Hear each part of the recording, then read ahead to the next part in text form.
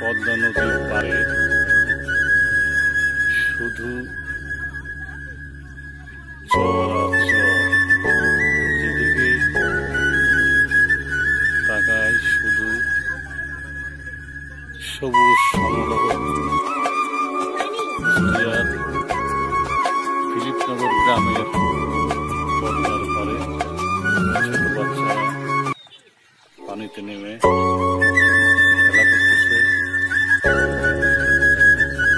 বিস্তীর্ণ এলাকা, শুধু সবুজে সমারোহ। এই সেই প্রমত্ত পদ্মা, যেখানে দিয়ে প্রবাহিত হতো পদ্মার ঢেউ, থাকতো যেখানে ইলিশ মাছ ধরার জন্য বড় বড় নৌকা। কিন্তু আজকে বিস্তীর্ণ এই এলাকা শুধু মরুভূমি আর চর। চরের পলি মাটিতে এই অঞ্চলের মানুষ